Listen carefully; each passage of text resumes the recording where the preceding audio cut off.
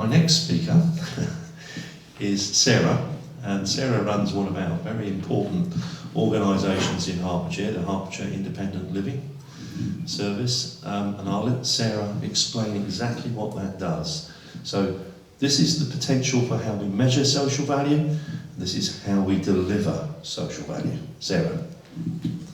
Fantastic, thank you, Adrian. Hello, really great to see you all. So yes, my name's Sarah, and I am extremely privileged to be the Chief Executive of one of our largest social enterprises in Hertfordshire. Let's just call it HILS, because it's quite a long name, and actually we're just changing what the acronym stands for, because we're now working outside Hertfordshire as well. So we're going to be Health and independent living support, because that's what we really want to do. We want to try and make people live better for longer. So HILS has been around since 2007, and when we started we were a real small startup. We had 7 staff, we had 2 cars, and we had about 300 volunteers. And we were actually set up with the help of the County Council. Now, all business startups need investment from somewhere, and our initial investment came from there, which was fantastic. Now, we were set up to solve a problem, and that's very common with a social business. You see a need, and you try and solve it through business. And the problem was actually how to deliver Meals on Wheels, which was a service which is very much needed in the community, in a better way.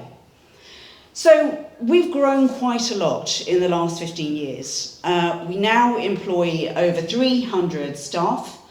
Our turnover is about 6 million, and we support in Hertfordshire about 16,000 people a year, with far more than Meals on Wheels, although Meals on Wheels remains our largest service. So we've done that because we believe that actually business can do exactly what Adrian said. Business should be used for good. So a social enterprise is basically an organisation that takes social impact as seriously as being enterprising. We want to do social good, but we have to do it in a financially sustainable way.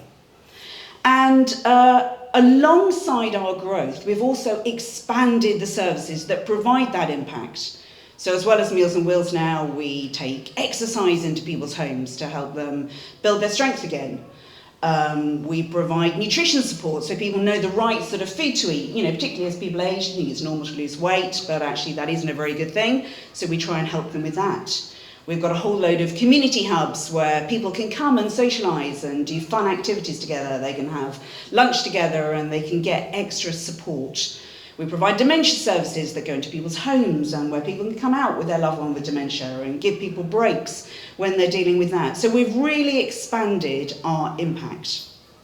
However, although we have a social model and a social product, because many of the 300 people who we employ also have barriers to employment, so they're people who may find it hard to sustain work elsewhere, we believe that every business should behave as a social business.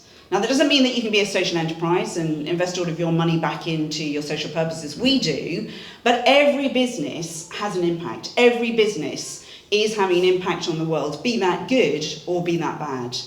And we believe that actually as leaders of businesses, we have a responsibility to look at that impact and to actually guide it. So not to sort of do some good by default, odd bit of volunteering here or there, odd donation, to actually in a very overt and formal way say, how can we make what we do help the communities that we are working within? So you could do that through your workforce, and we all know now, there's lots of research recently about our sort of more recent generations of employees who actually want to work for organisations who do good. They are interested in the purpose behind their work. They want to know that they're making a difference to the world. Well, fantastic. If we as businesses can show that we are making a positive impact, that helps us to attract the right workforce. Also, in terms of our customers, I mean, I don't know about you, but, once or twice I have actually changed my behaviour as a customer when I've heard something in the media about, an organisation which is not behaving in a way which I think is terribly ethical. That actually matters. And if we can show we're trying to build our local communities, it really helps customers to want to remain loyal to us. And then also, I think it is about recognising that impact will happen regardless. So let us try and make sure that it is positive. So how can you perhaps support businesses like ours, or how can you make sure that you are really achieving maximum social impact? Well, of course, you can sign up to the TOMs that we've just been hearing about and do it in a formal way, and I think that is fantastic to be able to really evidence that impact. But as well as that, you can actually do it by supporting other organisations like ours. So for our workforce, as I say, we have lots of people who need additional support, but actually we also sometimes need additional skills. You've probably got fantastic skills yourselves, or your workforce have. Well, actually, allowing your workforce to give pro bono support to organisations like ours can actually give you a really quantifiable impact. We've had support from some amazing corporates who've been able to help us with our financial systems, who've been able to give us, top-level HR expertise. We've had VAT expertise from some of the top people in the country, and I really need it when it comes to VAT because it is quite complex. Also, you can give. Now that could be that you want to make sure that some of your profits from particular contracts are going to local organisations that are maybe supporting your workforce. I mean, HILS supports primarily older people, but also people who are struggling with life. If you're employing lots of local people, they've probably got older parents who they're trying to look after.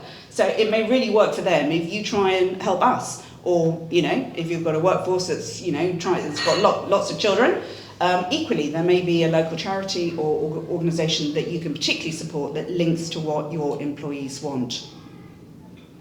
So, my real thought on social value is, fantastic if there are more social businesses that are primarily trading to do social good.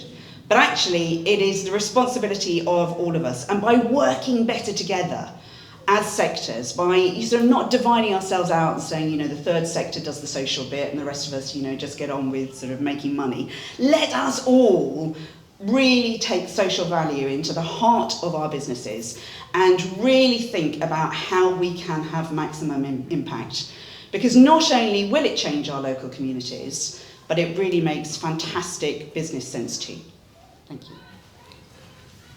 Thank you so much, Sarah. Thank you.